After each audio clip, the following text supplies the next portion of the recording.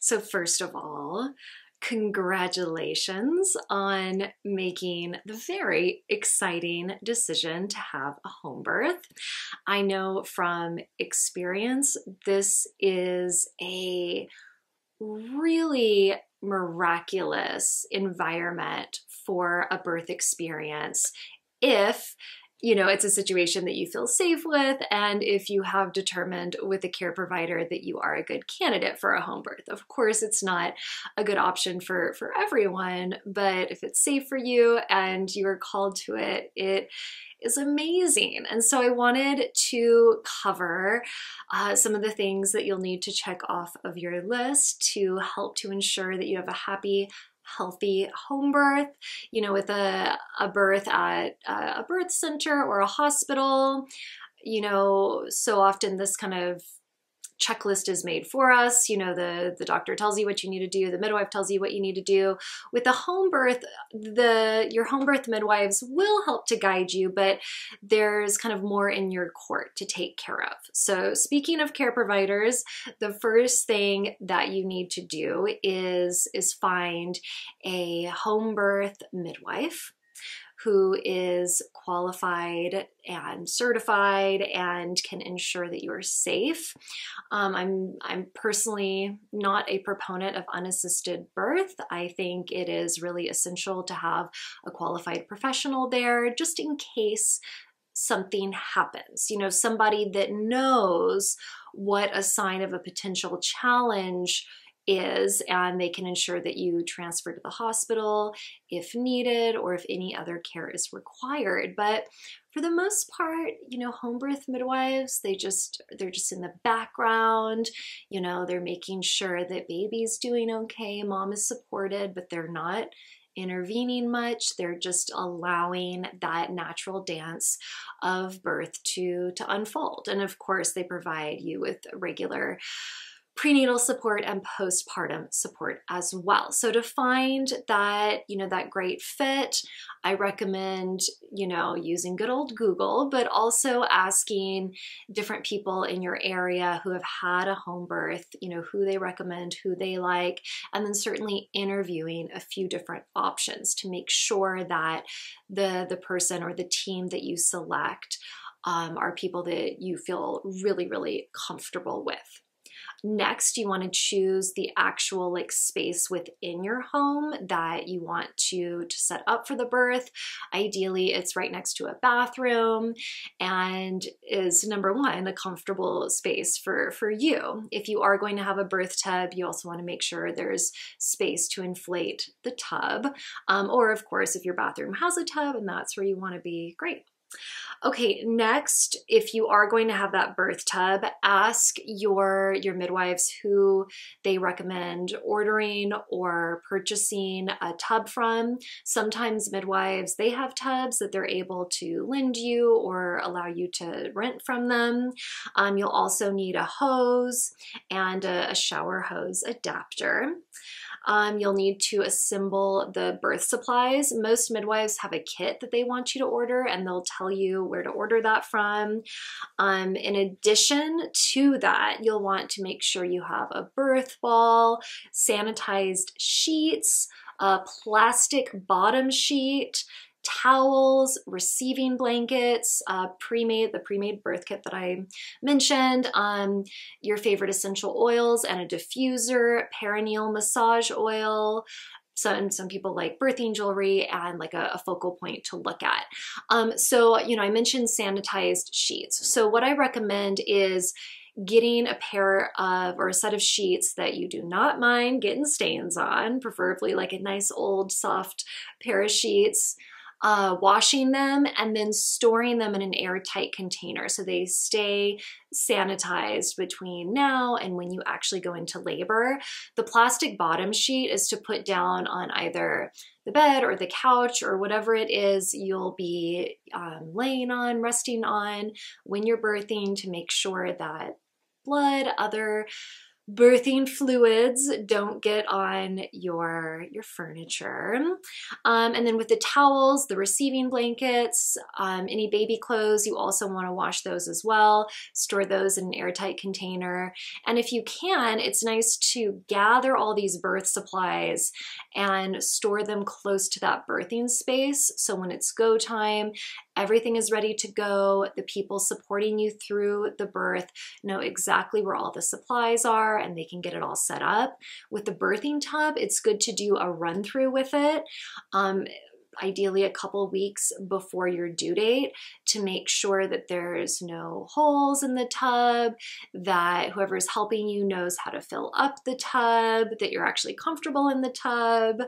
So even though that is kind of a pain in the butt to do, it helps to prevent any surprises, any unwanted surprises on the day or the evening of your baby's birth.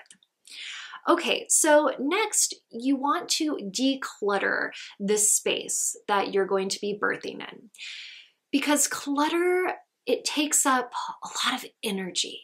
And even people that are like, oh, I don't mind some clutter, it impacts you and it can make it harder to focus.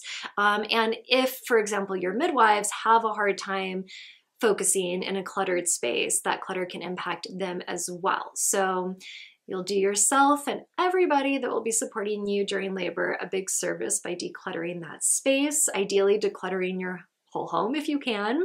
Have someone else readjust any furniture in that space if needed.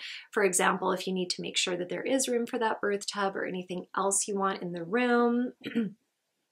Remove any stainables. So while I mentioned having that plastic sheet, it's still probably a good idea to remove things like, say, like a really nice rug that you just love, or throw blankets, or anything that you feel like you'd be really bummed if it got some birthing juices or whatever fluids that fly around during labor, you know, even if somebody just has like a drink and they accidentally spill it or whatnot. So to just get out anything like that you'd be upset if it got damaged during labor. Regarding that focal point, a lot of women have their eyes closed for most of labor, but some women do like to have their eyes open. Often they choose to, look at their partner during this, but sometimes women want just like a stationary object that they can focus on during their birth experience. And I want to cover a few nice options for that. So these are a few favorites that I write about in my book, Feng Shui Mommy, sorry. I should know the name of my own book, right? Feng Shui Mommy. Okay, a phoenix. So a phoenix, the image of a phoenix, a sculpture of a phoenix can be really awesome because it symbolizes strength, resilience, transformation. A crane, it promotes the energy of a long, peaceful, and noble life. A peacock, it invites in protection, awareness. A magpie is associated with nesting and children. Fruit promotes longevity, prosperity, fertility. You can have an image of fruit or an actual bowl of fruit in the birthing space. The mystic knot. This symbolizes the Buddhist belief in endless reincarnation, which can be a really cool symbol to have as you're bringing a new life into the world. The Buddha, his peace and joy are infectious. And then there are some colors that are typically really supportive during birth. So any earth hues, anything that's yellow, beige, these colors are really grounding. They help to center you. And they can also serve as a reminder that, the process that you're moving through is very natural and it doesn't have to be feared. And then water hues like blue or black, because it's really helpful to envision yourself being really fluid, very watery during labor. That helps to prevent you from tensing, from tightening up, just envisioning that your body is just totally made of water, which it almost is entirely. Okay. Now, when you finally do go into labor, so this is what you want to do. First and foremost, take a deep breath. Just slow down, know that you have time.